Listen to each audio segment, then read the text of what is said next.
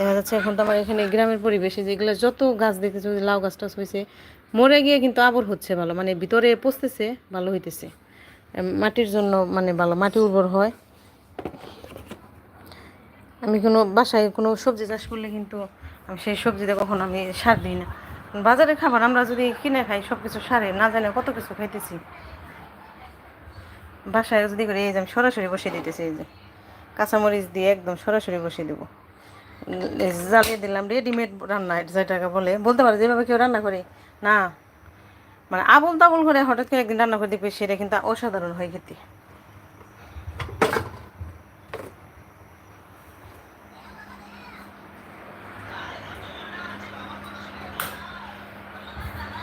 এই যে এটা হচ্ছে আমার রান্নার রুম, গরিবের রান্নাঘর।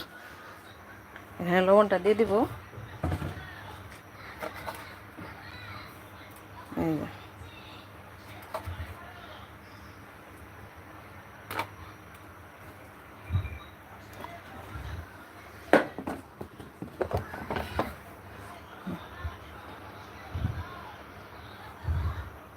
হলুদ দিয়ে দিচ্ছি একটু, আর একটু পরিমাণ ধনিয়া,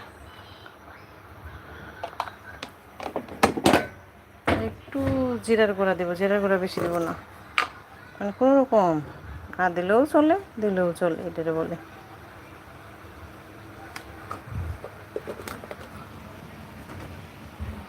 ফ্রিজ থেকে মশলা বাটাটা নিয়ে এসে একটু আদা রসুন বাটা দিয়ে দিই, হালকা হালকা একটু একটু দিয়ে দিব।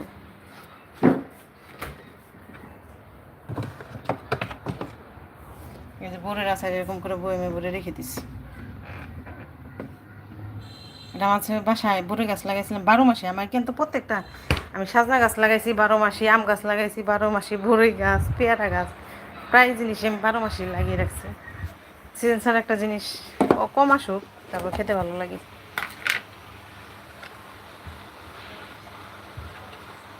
এই যে একটু পরিমাণ আদা দিয়ে দিব।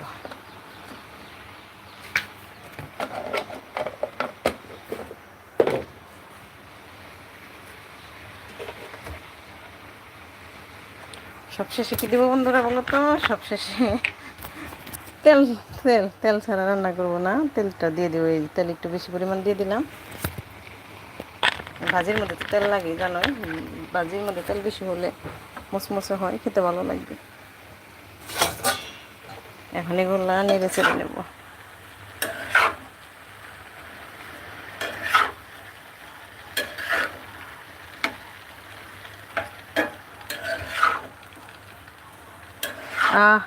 মানে সব মশলা যে, মানে একটা কাঁচা মশলার একটা আছে না, কাঁচা কি, এই যে সরিষার তেল দিলাম না এখন, খাঁটি সরিষার তেল, তো এত গন্ধ ভালো আসতেছে যে খিচুড়ির মধ্যে দিলে যে একটা ফ্লেভার আসে না, সুন্দর একটা ফ্লেভার মোমো করে, আমার ওই রকম লাগতেছে, খুব ভালো লাগতেছে। এখন মশলার গ্রানটা সুন্দর আসতেছে,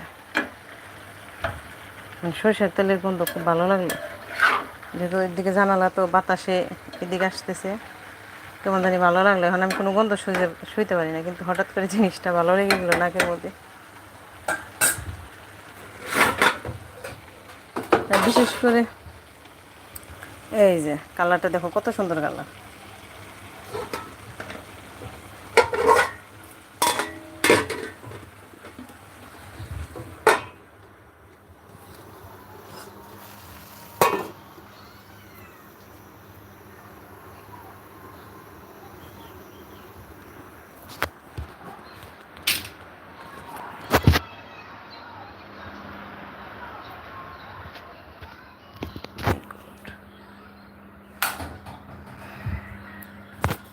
এই যে হচ্ছে আমার ধানের ছড়া।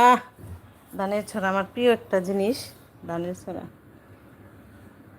মাঝে মধ্যে বাচ্চাদের মতো আমি করি। এটা একটু ময়লা ময়লা হয়েছে, পরিষ্কার করে দিতে হবে। ভালো করে গেছে।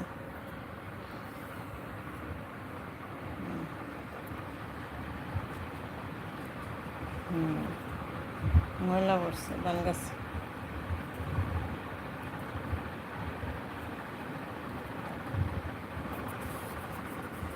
এই যেগুলো মানে হয়ে পড়ছে।